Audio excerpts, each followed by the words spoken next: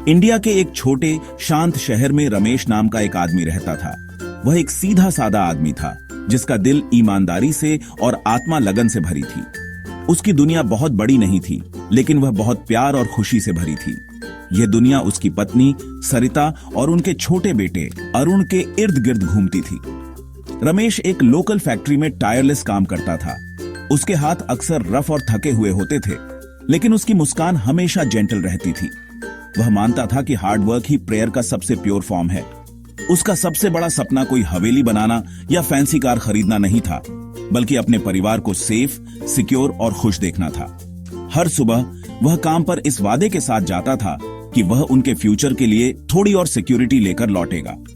उसकी लाइफ एक simple, predictable rhythm में चलती थी। सुबह का सूरज उसे काम पर भेजता था और शाम के तारे उसे घर पर वेलकम करते थे। उसे छोटी छोटी चीजों में खुशी मिलती थी। सरिता की गर्म चाय, अरुण की स्कूल से एक्साइटेड स्टोरीज और उनके मॉडेस्ट घर में साथ बिताई पीसफुल शामें। रमेश अपने बेटे को सबसे अच्छी एजुकेशन देना चाहता था। उनके छोटे शहर से आगे की दुनिया देखने का एक मौका देना चाहता था। वह अक्सर सरिता से कहता था, हमारा बेटा सिर्फ पढ़ना लिखना नहीं सीखेगा, वह उड़ना सीखेगा। वह हमारे सपनों से भी बड़े सपने पूरे करेगा। यही वह फ्यूल था जो उसे दिन ब दिन बिना किसी शिकायत के आगे बढ़ाता रहता था।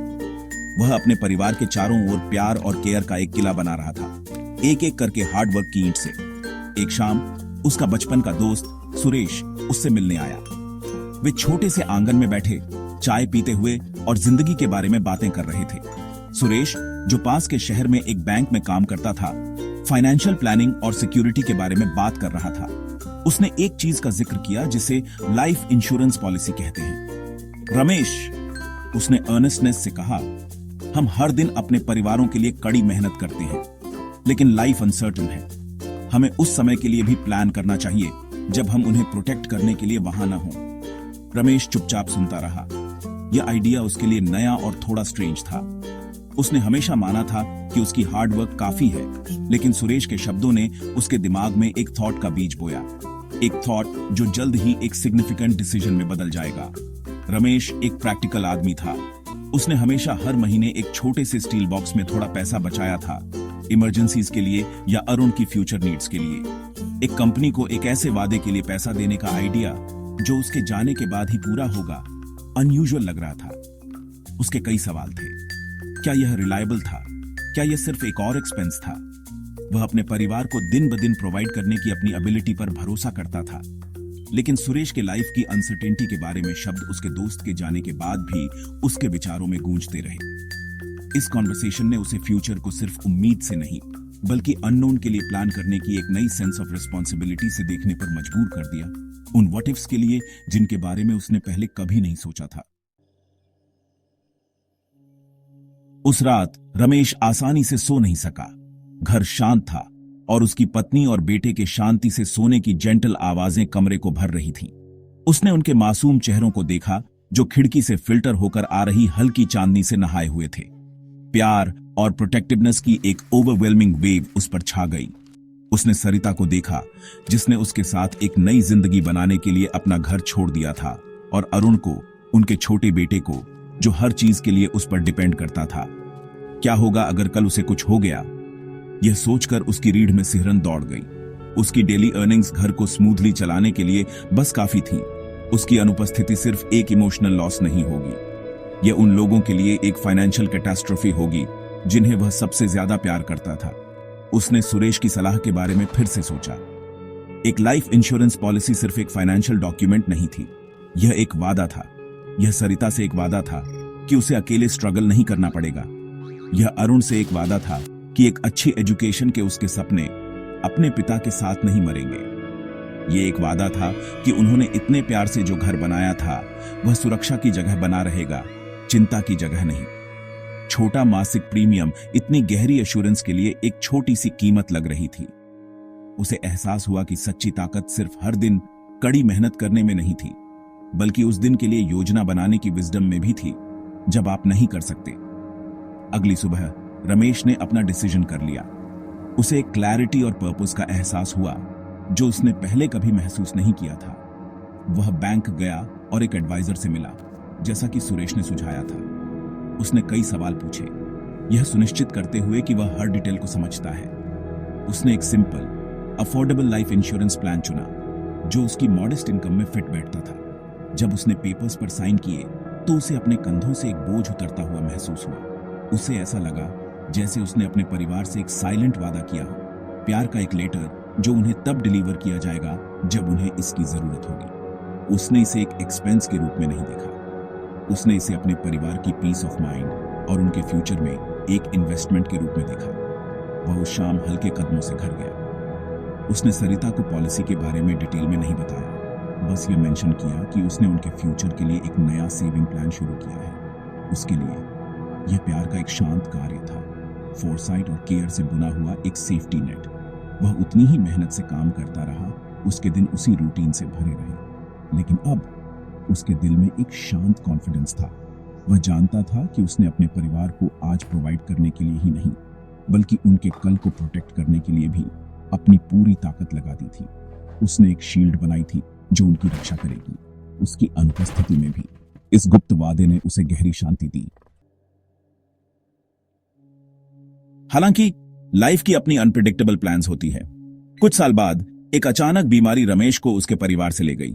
एक दिन वह था ताकत और प्यार का एक पिलर, और अगले दिन वह चला गया। सरिता और छोटे अरुण के लिए दुनिया अंधेरी हो गई। उनके छोटे से घर में सन्नाटा गहरा गया था। एक प्यारे पति और एक दुलारे पिता का नुकसान इतना गहरा वाउंड था कि ऐसा लगता था कि यह कभी नहीं भरेगा। पड़ोसी और रिश्तेदार सांत्वना देने आए। उनकी सहानुभूति के शब्द इमेंस ग्रीफ के सामने बहुत कम कंफर्ट दे रहे थे। सरिता खोई हुई महसूस कर रही थी, दुख के सागर में बह रही थी। इमोशनल पेन के अलावा एक प्रैक्टिकल फियर अंदर आने लगा। वह कैसे मैनेज करेगी, वह अरुण को कैसे पालेगी, और रमेश ने उसके लिए जो सपने देखे थे उन्हें कैसे पूरा करेगी। यह इमेंस डिस्पेयर के समय था जब सुरेश फिर से मिलने आया। अपनी सांत्वना देने के बाद उसने धीरे से सरिता को उस लाइफ इंश्योरेंस पॉलिसी के बारे में याद दिलाया जो रमेश ने ली थी। सरिता को मुश्किल से याद था कि रमेश ने एक नई सेविंग प्लान का मेंशन किया था। सुरेश की मदद से उसने क्लेम फाइल किया। कुछ हफ्तों में इंश्योरेंस कंपनी ने अपना वादा पूरा किया। एक बड़ी रकम जितनी उन्होंने कभी नहीं देखी थी उसके बैंक अकाउंट में जमा हो गई। उस अंधेरे के पल में यह ऐसा था जैसे एक छोटा सा लैंप जलाया गया हो। पैसा उसके प्यारे पति की जगह कभी नहीं ले सकता था, लेकिन इसने एक क्रूशल लाइफलाइन प्रोवाइड की। यह रमेश का प्यार का अंतिम कार्य था, एक वादा जो उसने अपने चले जाने के बाद भी निभाया था। इस फाइनेंशियल सपोर्ट ने सरिता को अपने पैरों पर खड़े होने की ताकत दी। यह सिर्फ पैसा नहीं था, यह एक टूल था जिसने उसे अपनी लाइफ का कंट्रोल लेने के लिए एम्पावर किया। उसने इसका एक हिस्सा घर के खर्चों को मैनेज करने और अरुण की स्कूलिंग को बिना किसी रुकावट के जारी रखने के लिए इस्तेमाल किया। वह जानती थी कि रमेश का सबसे बड़ा सपना अपने बेटे को अच्छी तरह से एजुकेटेड देखना था, और वह उस इच्छा का सम्मान करने के लिए दृढ़ थी। पॉलिसी ने उसे वह ब्रीदिंग रूम दी जिसकी उसे ग्रीफ करने के लिए जरूरत थी, बिना फाइनेंशियल रूइन के तत्काल दबाव के। यह दुनिया की हार्श रियलिटीज के खिलाफ एक बफर था, उसके पति से समय और स्टेबिलिटी का एक गिफ्ट। साफ दिमाग और दृढ़ दिल के साथ सरिता ने अपने और अपने बेटे के लिए एक फ्यूचर बनाने का फैसला किया।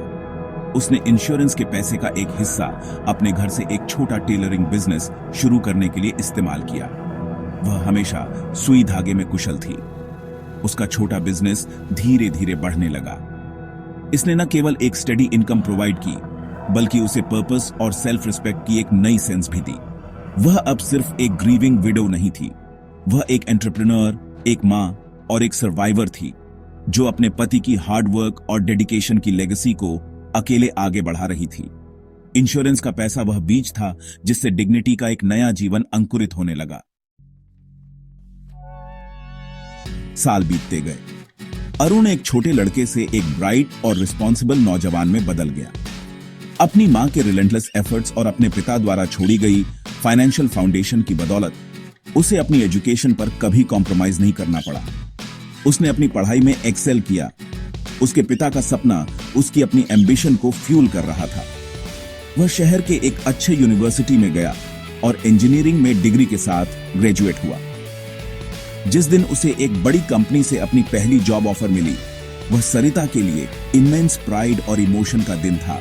उसने अपने सफल बेटे को देखा और अपने पति के सपनों का रिफ्लेक्शन देखा। एक वादा जो सालों से खूबसूरती से पूरा हुआ था। अरुण अपने पिता के साइलेंट सैक्रिफाइस को कभी नहीं भूला। वह अक्सर अपने पिता की पुरानी तस्वीर को देखता था, एक सीधा सादा आदमी एक जेंटल मुस्कान के साथ, और ग्रैटिट्यूड की एक गहरी सेंस महसूस करता था। वह समझ गया कि उसकी सफलता उसके पिता के प्यार और फोरसाइट की फाउंडेशन पर बनी थी। लाइफ इंश्योरेंस पॉलिसी सिर्फ एक फाइनेंशियल ट्रांजैक्शन नहीं थी। यह वह कारण था कि उसकी मां मजबूत खड़ी रह सकी। वह कारण था कि उसकी एजुकेशन संभव थी।